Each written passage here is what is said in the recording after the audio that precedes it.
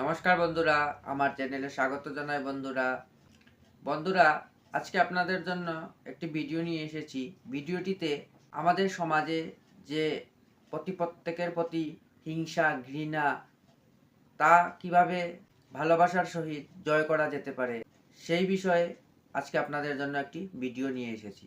ভিডিওটিতে কবিগুরু রবীন্দ্রনাথ ঠাকুর উনার প্রতি উনার প্রতিবেশীর যে ঘৃণা, হিংসে ছিল, তা কিভাবে তিনি ভালোবাসার মাধ্যমে জয় করে উনার প্রতিবেশীকে উনার বন্ধু বানিয়ে তুলেছিলেন, তা নিয়ে আজকে একটি সুন্দর ছোট গল্প ভিডিও নিয়ে এসেছি, যা আপনাদের মনোমুগ্ধকর লাগবে।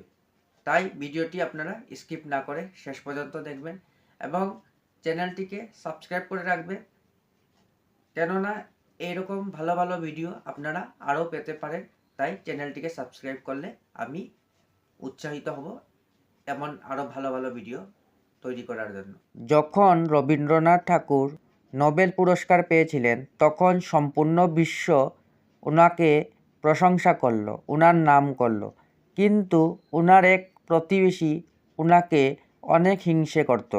ওই প্রতিবেশীর মনে শঙ্কা জাগলো যে নিশ্চয়ই কোনো না কোনো জোগাড়ের মাধ্যমে কবিগুরু এই পুরস্কার পেয়েছেন। রবীন্দ্রনাথ ঠাকুরের এই কথার অনুভব হয়ে গেছিল যে এই প্রতিবেশীর ওনার প্রতি কিছু সমস্যা আছে। রবীন্দ্রনাথ ঠাকুর সকালবেলা হেঁটে ঘুরে আসার পর ওই প্রতিবেশীর ঘরে চলে গিয়েছিলেন এবং তাহার চরণে নিজের মাথা রেখে দিলেন এবং বলতে লাগলেন যে আপনার কৃপায় আমি এই উপলব্ধি পেয়েছিলাম, সুতরাং আপনার আশীর্বাদ আমি চাই।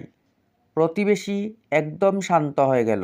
প্রতিবেশী রবীন্দ্রনাথ ঠাকুরকে নিজের বুকের সাথে আলিঙ্গন করলেন এবং বললেন, আমি তো তোমার এই উপলব্ধিতে হিংসে করছিলাম।